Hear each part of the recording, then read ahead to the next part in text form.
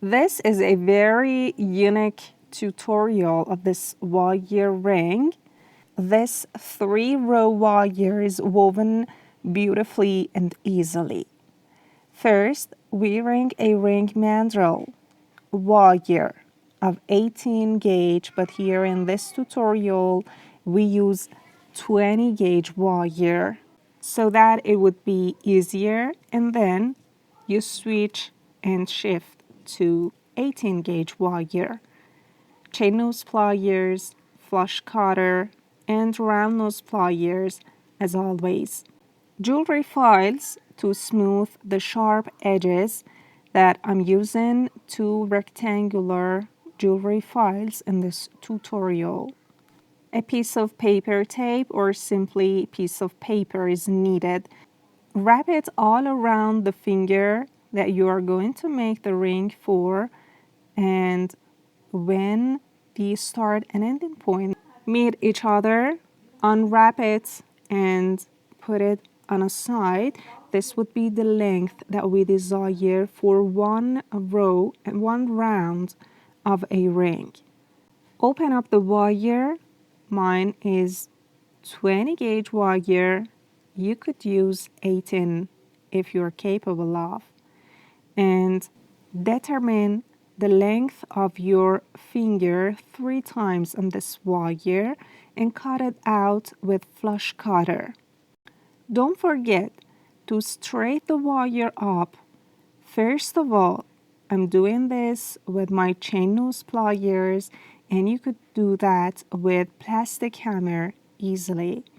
Then mark every round of your finger length on this large wire with a marker, and that would be 3 parts, 2 at each side and 1/3 at the middle. Then again, unwrap the wire, put it on the length, and cut it out in about 1 centimeters more than 1 round of your finger length.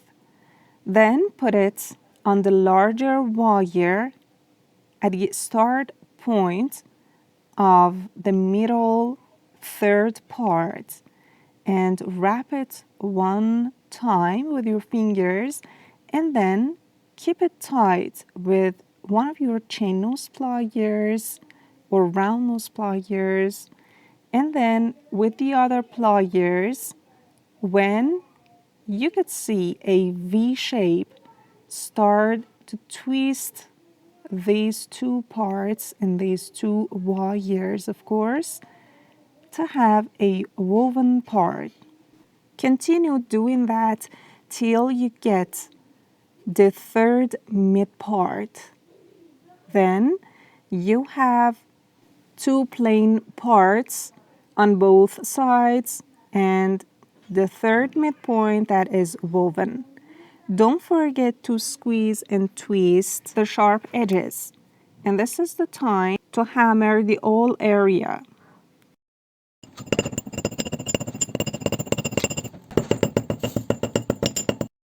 Then you have such a structure that is all flattened. Use your jewelry file to smooth the 2 sharp edges on start and ending point of the larger wire, and also the mid part. Every sharp edges should be smooth. And then I need to do some corrections with chain nose pliers to make it a little more straight and squeeze the sharp edges again. Put the paper tape that you had previously determined the length of your finger all around the ring mandrel and mark it. This would be the area that we are going to wrap the wire all around. As your wire is thin, it's better to put the structure a little above of the part that you had determined and marked as your ring size, and then wrap it all around on the whole length, the plain and twisted one. This would be something like this. on my finger, and again, it's needed to squeeze the sharp edges and also to use the jewelry file to smooth that areas.